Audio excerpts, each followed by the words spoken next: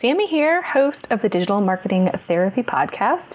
Excited to be here for another episode. And today is one of those days where we feature a business owner and something that they're feeling a little stuck with.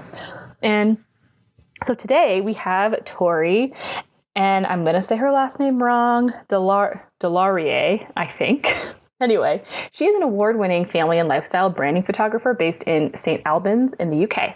She is passionate about helping women feel empowered in front of the camera, both for their family memories and for their businesses.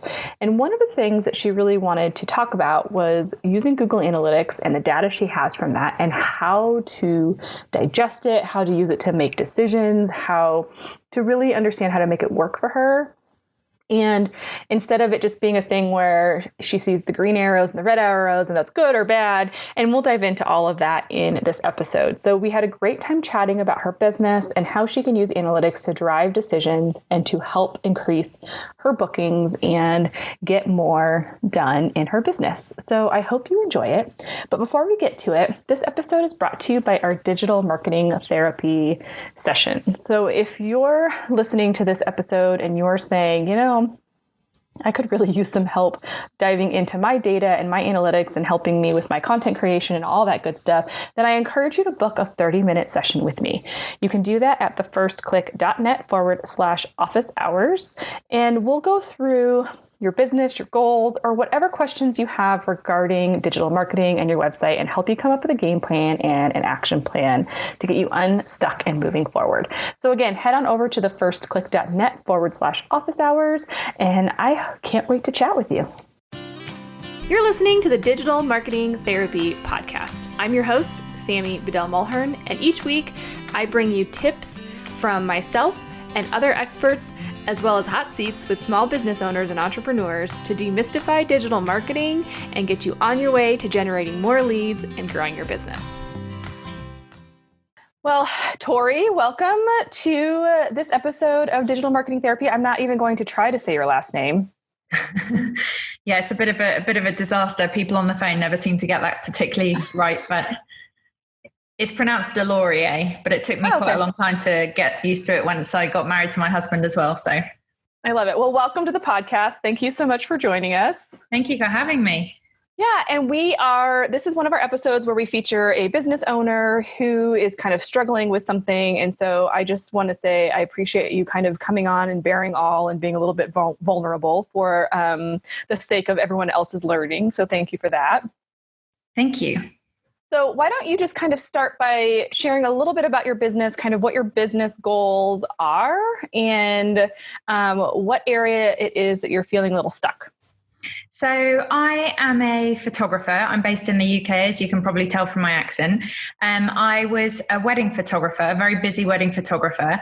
And 3.5 years ago, I had a little boy, and the hours of wedding photography weren't really working quite as well for me anymore. So I'd always been a family photographer as well, but I decided to kind of switch gears and focus primarily on that. To work a little bit better around his schedule and his needs. And so I've been doing that purely focusing on family work for 3.5 years now.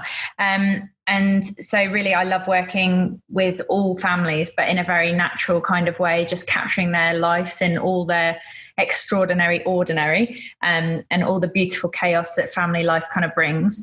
And actually I'm just in the process of setting up kind of a branding arm of my business for creatives and small businesses as well, which I'm really excited about.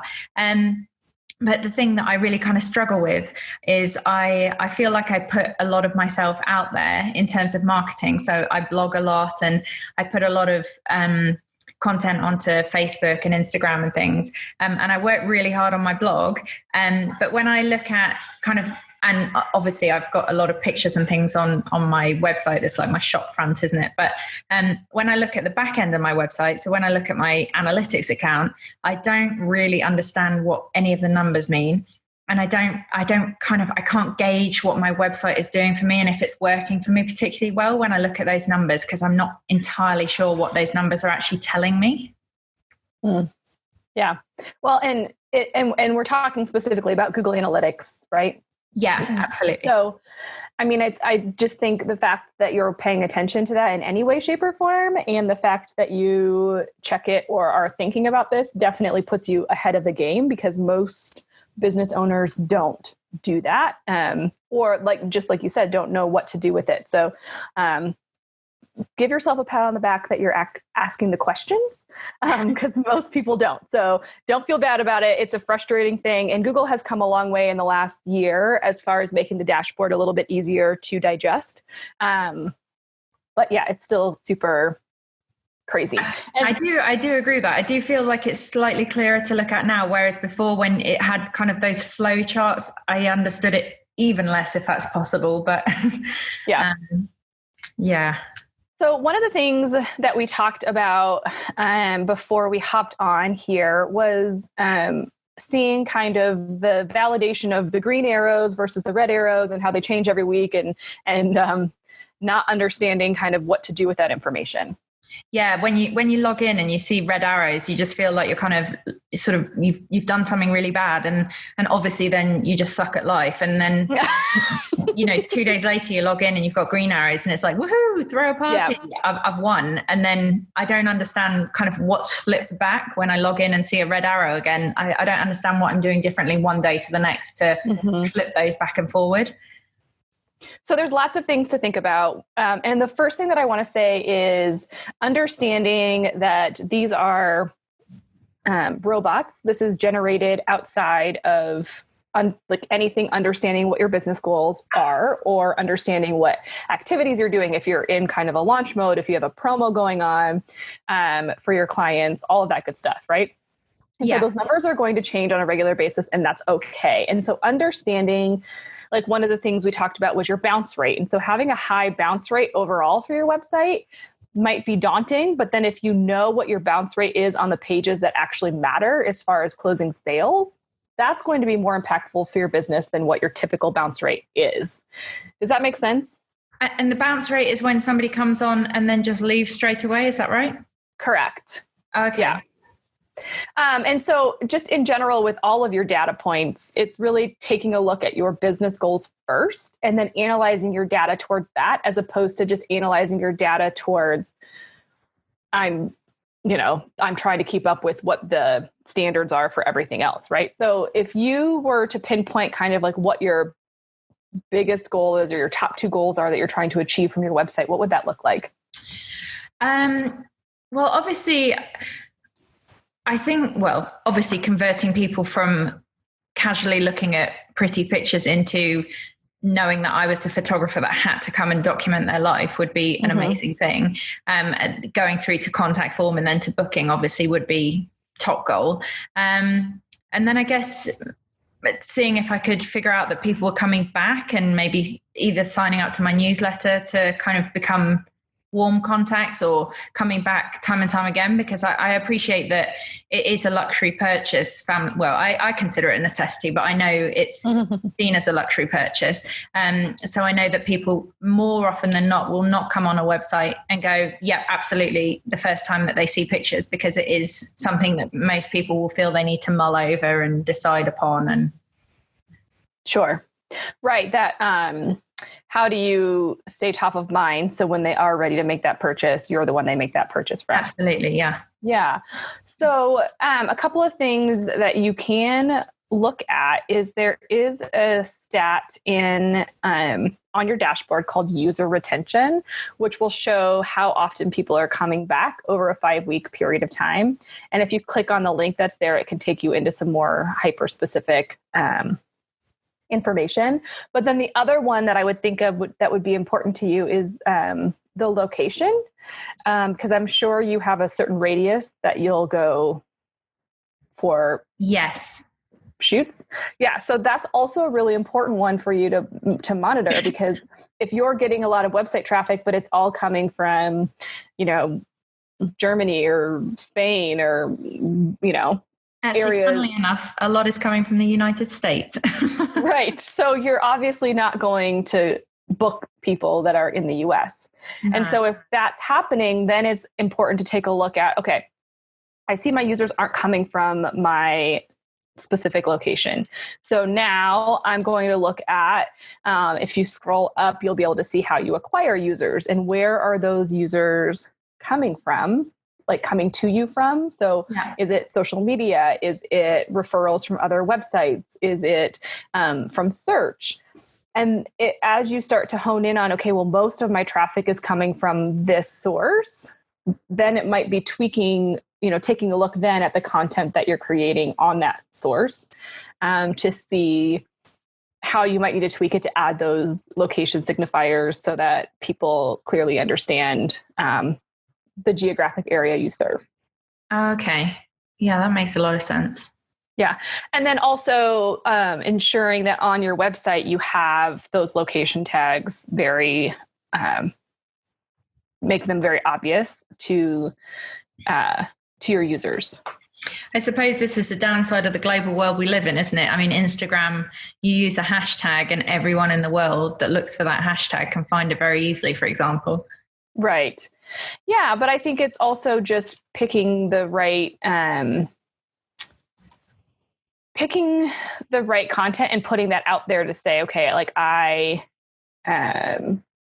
if I'm looking at your Instagram page, you definitely have that location where you are in there, but then also as you're posting, are you sharing that same information in that post? Yeah. Because that's always important. And tagging so it looks like you tag your location in your posts as well. So that's really good. It just takes education. And then the other piece is you said you're a very active blogger. So making sure you're including location into your blog posts as well.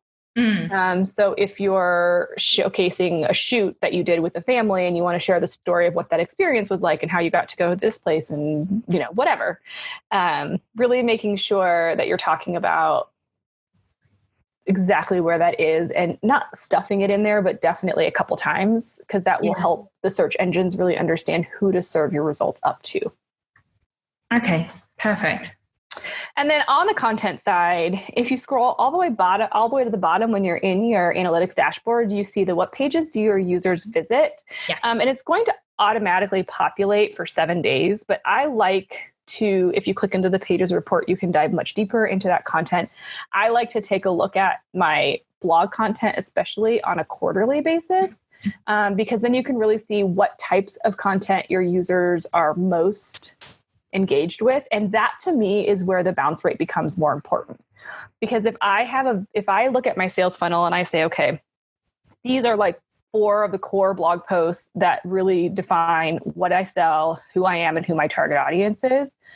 If I see that my bounce rate on those core pages is really high, then that's more troublesome to me than if I say, okay, well, on these specific pages where people are buying from me, my bounce rate's really low, then that tells me that I'm speaking correctly to my audience and that that's working.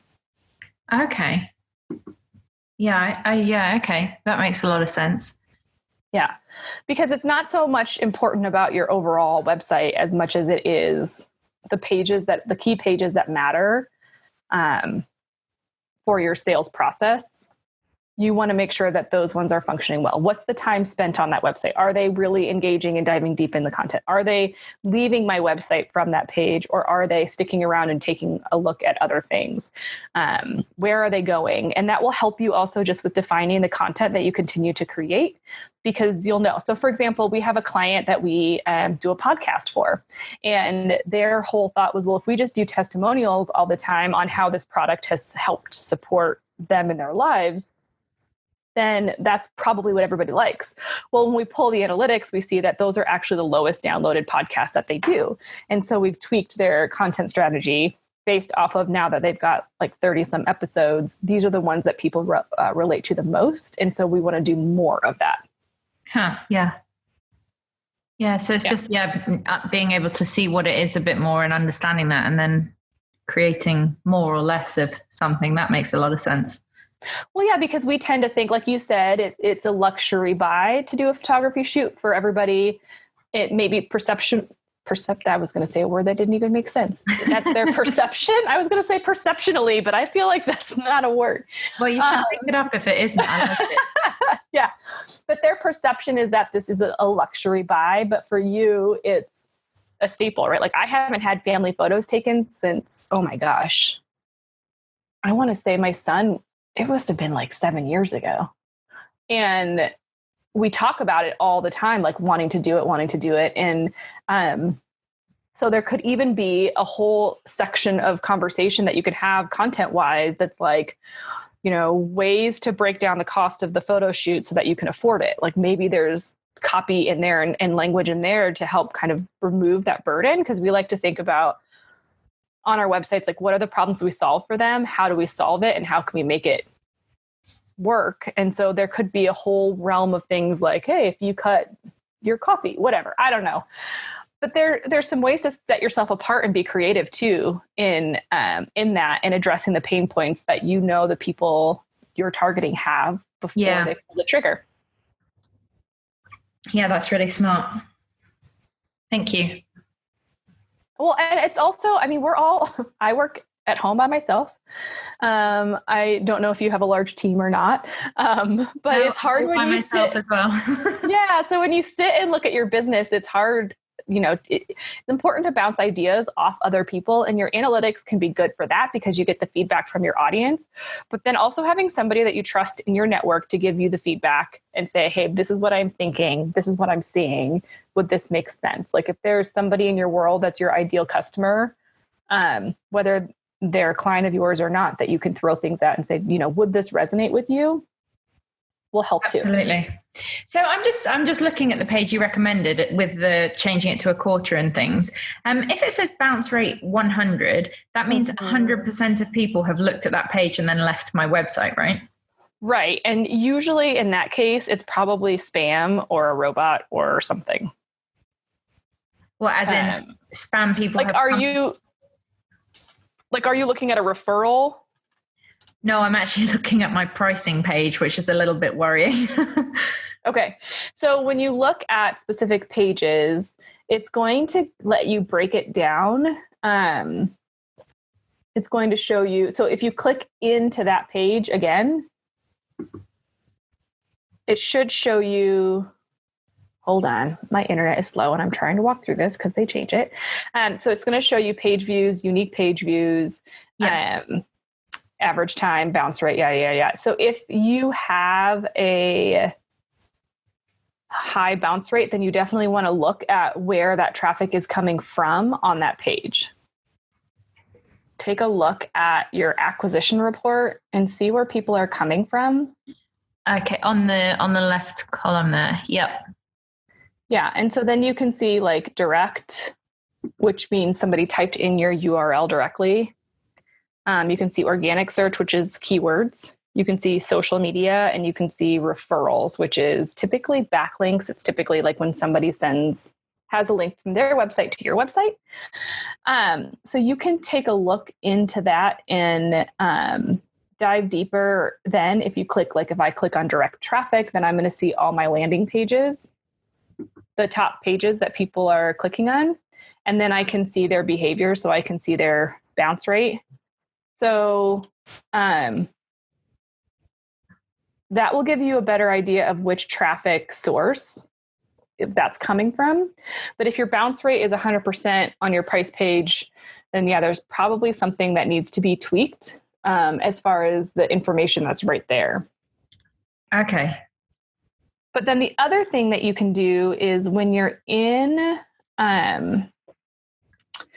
if you go back to the pages report, like what pages do your people visit, and then you see if you click on a specific page in there. Is this still under acquisition? Under behavior. Oh, okay. Site content, all pages. And then if you click in on a specific page, when you look near the top, it says Explorer, and then it also says Navigation Summary. Oh, yeah. And you can click on that, and then you'll also see what page they came in from. So like the previous page path is like, where did they start to get to that page, and where did they go next? Oh, okay. So that will help too, to see like if you're looking at your pricing page, like where did people come from to get there? is it a place that logically makes sense, or did we get them there from something that maybe they just aren't ready to buy? Okay. Does that help? Yeah, definitely. Because what I'm seeing essentially by looking at this is that essentially the majority of people are finding things on my website either through I think through my Facebook page, actually, through things I'm posting on there, and then through other things that I've linked through blog articles. So they'll get to one blog through my Facebook, and then I link other blogs in my blog post. So they're then clicking through to other blogs. But funnily enough, I don't think that I'm seeing much coming through from my mailing list. So maybe I need to work out why people aren't clicking in from there. Yeah, and that would be something to track in your analytics of your email provider. But the other thing too that I would be interested in seeing is, as you test, because you said most of your audience is coming from the US, which is not the right location. So as you tweak that piece of it, it'll be interesting to see if your pricing page then goes, like the bounce rate goes down. Because if I'm interested in you, I like you, whatever, and then the pricing page is the first time that I see that you're in the UK, that would make sense for why that bounce rate would be really high. Yeah. Oh, of course. I hadn't even thought of that. Yeah.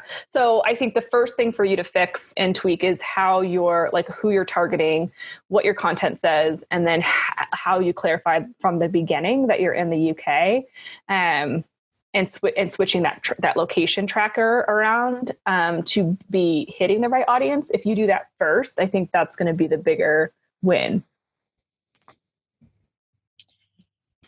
Yeah, well, it may not be relevant, but it may well be, because obviously there's an element, isn't there, that you know, the people that are cheering you on the sidelines also read your posts. So I'm sure that all of the people that read my posts are not people that are potentially interested in my business, but are my cheerleaders and my friends and my family. And my husband is actually American, so potentially then our friends who are Americans and my family who are also Americans are also possibly, for sure, part of the link clicking element. And that's not bad. I mean, it's not a bad thing to, it's not like you want to tell them to stay away, but at the same token, if the bulk of your audience isn't coming from the location you serve, then your number of people that you have to convert, your percentage is going to be way lower. Yeah.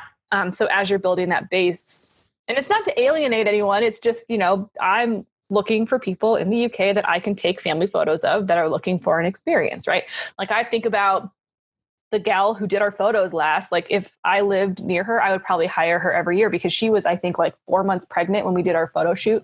And she was like jumping all over the couch and like, she's climbing on all these things to get these pictures. I mean, it was an experience and it was super fun and we got great results. And so I think, being able to share what that experience is like. And, it sounds like maybe you do a similar thing. It's not about getting that canned shot. It's about getting life as it's happening. And people are looking for that, but you need to make sure that not everybody, that the bulk of people that are getting that information are from a location that you can actually serve and support. Yeah, absolutely. Unless it was a situation where you're like, I come to the US twice a year and I'll book, X amount of photo shoots while I'm there, then it's a different story. Yeah. A bit difficult, visa wise and everything, isn't it? So probably if I can actually get people that live slightly nearer me, it's probably just a bit easier overall. So yep. Yeah, you're definitely right about that. Finding people local is obviously the easier way to try and build a business. Well, and the other thing you can think about when it comes to the SEO side of things and the traffic and building that switch is if you have any partnerships with other businesses in your area, whether it be like locations where you like to shoot, venues, things like that. Maybe it's if there's like a kids program where maybe you take your son there and maybe they would be willing to promote or do a special deal or I don't know. But if you can have relationships with some of those other companies and then have your website linked from their website to yours, that's also a great location signifier for search engines and just a great way to build additional relationships and build that initial trust with families that might be looking to hire somebody like you. Perfect. I actually, I'd be interested to hear your thoughts on this. So I got involved in, I guess, what they call a blog circle. And it's different people each week. So, well, each month, I think it is. So they were saying that Google kind of doesn't pick up on the fact that it's always the same people. So they don't know it's just a sort of a link of people. And the anchor text is not just Tori Deslauriers photography or whatever, it's St Albans family photographer. And they were saying that this is really beneficial to your site. But a lot of the photographers in that group are also American based. So then I wonder also if that sort of traffic is coming from America as well. Probably. And the other, I mean, that's true. You don't want to have all of your links coming from the same source. You want to have that diversity, but it's also, you want to be careful about being too spammy and making sure that the links are relevant. So to me, if you're doing local search, it's more relevant for you to have links from other family type businesses that are in your area. Because then it's signaling, okay, these people trust her website must be valid. And this is, they're all in the same geographic location. Same with media. Like if you had any press, that's all great. But other photographers linking to you, it might be helpful, especially if they have a strong business already. But if there's other businesses that are out there that are just getting started or do other spammy things and they link to you, then that can actually hurt you. Oh, okay. Okay. So the quality of the link is important. I see. Yeah. It's a minefield out there. It is. And, the piece that I always like to remind people is as algorithms change, it's not about trying to like screw with us and make us go do a bunch of things. Like really all of Google's algorithm changes have come from the standpoint of we want to serve the people that are searching with the best possible content. And so that they don't go somewhere else, because the more the people that continue to show up and search on Google, that's more money that they can sell to advertisers because they have an increased number of visitors, right? And so everything they do is all about trying to ensure that what's being served is high quality content, is relevant to the search, and provides the customer with a good experience. So if you create content like it sounds like you do for your customers that's relevant to them, that they care about, and we just tweak some of those location signifiers, then you'll probably do great. It's just a matter of building up that consistency and allowing all of those things to happen. Because the fact that you're doing a blog, how often do you post your blog? I try to post once a week. Yeah. Great. So, I mean, you're active, you're busy, you're doing stuff, and you're, as long as you're creating content that your audience is enjoying, whether they're clicking on it from an email or not, you can work on all of those things. But that's really the ultimate thing. And that's what Google wants to see. So don't worry so much about how to play the game. If you're serving your audience well, then it tends to work out in your favor. Okay, I wonder as well if it's because I truthfully didn't do that much blogging at all last year.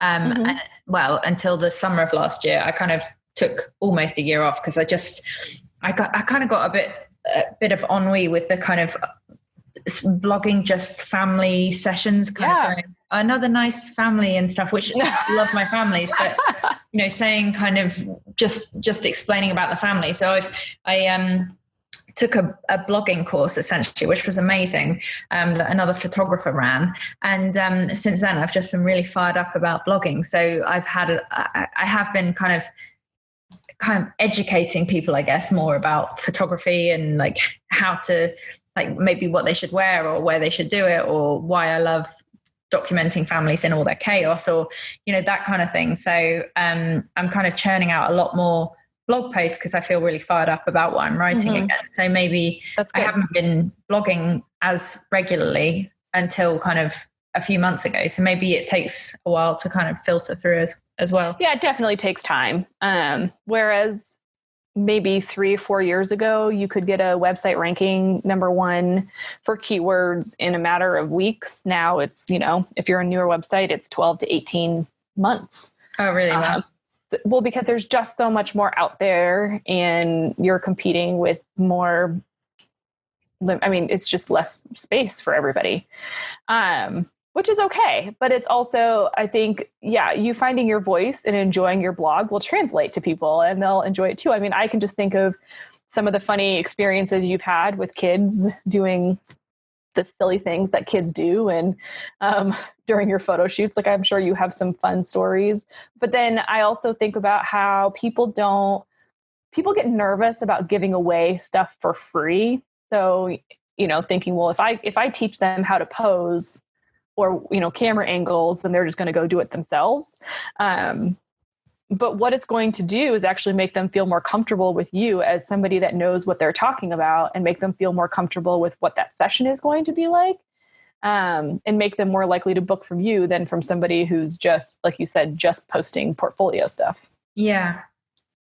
Well, yeah, because I started to realize as well that, to be honest, as awful as it sounds, apart from the family who's in those pictures and maybe their friends, there's only so many pictures you want to look at of other people, isn't there? So, yeah, I mean, I pop onto a website and I'm going to look at maybe 3 or 4 pictures just to get an idea of your aesthetic. And like you said, that's probably all I need.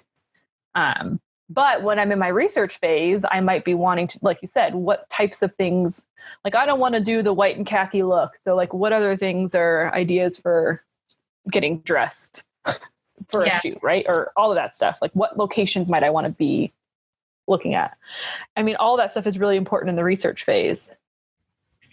Yeah. So definitely just trying to put some different stuff out into the world, kind of some good karma out into the world, I guess. So yeah, and then pay attention to the pages, the pages on your blog that are getting the most traffic, and pay attention to where they're going, because then that's when you can tweak those pages. Like, okay, I know this one leads to this, which is ultimately my pricing page and the contact page, whatever. Now I can be a little bit more aggressive, maybe on this blog post, and take them directly to contact me, because I know that they're getting, like all of those things will help you as you continue to increase the traffic, and then refine your sales funnel. Amazing. Yeah. Any other questions that you have about analytics or ways to kind of take advantage of them? No, I don't think so. I think what I need to do is spend a bit more time kind of digging in. The one question I would be interested in, do you tend to look at it over most things over a bit of a longer time frame when you've got kind of I'm obviously not like getting 1 million users a day coming onto my website. Do you tend to look at everything over a longer time frame? So I tend to take a look at what my sales cycle is. So for you, I don't know if you book, like maybe the summer is when you book a bulk of your shoots. I don't know. And maybe it's like October, November, getting ready for holiday cards, but like really understanding when most of your bookings happen. And then when most of your when do people reach out to you to start to book? So you can kind of put down on your calendar, like, these are the chunks of time that these things happen. Because then, I definitely like to look at my analytics on a monthly basis, but I'm going to look at them with a different lens based off of, am I in a launch, or am I just in a nurture phase, like whatever's happening. Like I want to know how my analytics are reporting back. And then year over year, being able to then say, okay, well, I want to compare what my traffic looked like this month versus this month last year. Okay. Right. So that I can see, okay, am I actually growing and improving versus a week to week? It doesn't necessarily help, but if I can take time periods where I know certain activities happen every year, I want to compare that to last year and see what my growth looked like and what content was performing better that year. And it could be quarter to quarter, or maybe you replicate every quarter is pretty similar for you and your business. So does that make sense? That makes a lot of sense. Yeah. So I think what I need to do is kind of spend a bit of time looking at, now that I understand a few more of what they are and what they're showing me, kind of what they're actually like, dig in a bit more, kind of understand it a bit better, and then start, as you say, tweaking to kind of see if I can bring some of those numbers up a bit and figure out where they're like, what the flow of people working through my website is, and then kind of tweak that as well. Yeah. And you might learn that what content they're consuming is very different than what you expected. Well, if I learn anything at all, then I'm very big step ahead of where I was an hour ago. So yeah, no, that's awesome. And Google has a great platform. And I'll link this up in the show notes, but they have a whole free training program on Google Analytics because, I mean, you can go down a rabbit hole like you would not imagine as far as reports that you can pull and customization and creating reports that are specific to what it is that you're trying to glean from that. So at some point, if you're just bored sitting at home and you want to watch hours on hours of videos on how to customize Google Analytics, it's a great resource.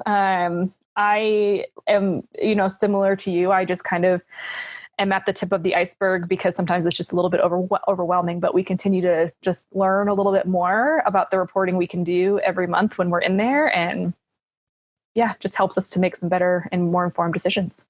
Yeah, that's amazing. Thank you so much. I really appreciate your insight on that. Oh, you're welcome. Well, Tori, thank you so much for joining us on this podcast. And I don't know, now I'm going to have to look to see how many people from the UK listen to this podcast. But if people are looking for a family photographer in your area, how do they find out more about you? Just come and check out my website or come and follow me on Facebook, join my mailing list, reach out however you fancy. I'm always around to have a chat and, well, a good old British natter. Yeah. I'd love to. We'll put all the links to your social media and your website and everything in the show notes as well at thefirstclick.net/podcast. But thank you so much for joining us and bearing it all. Thank you so much for your expertise. I really appreciate it. Appreciate your generosity with your time. Oh, you're so welcome. Thank you. Big thank you to Tori again. I hope you guys enjoyed this episode and got some ideas for how you can use Google Analytics inside of your business as well.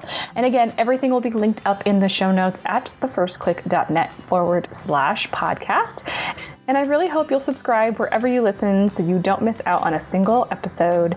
And please let me know what you think, what topics you might want to hear about, or what you enjoy about this podcast so we can continue to make it all the better for you.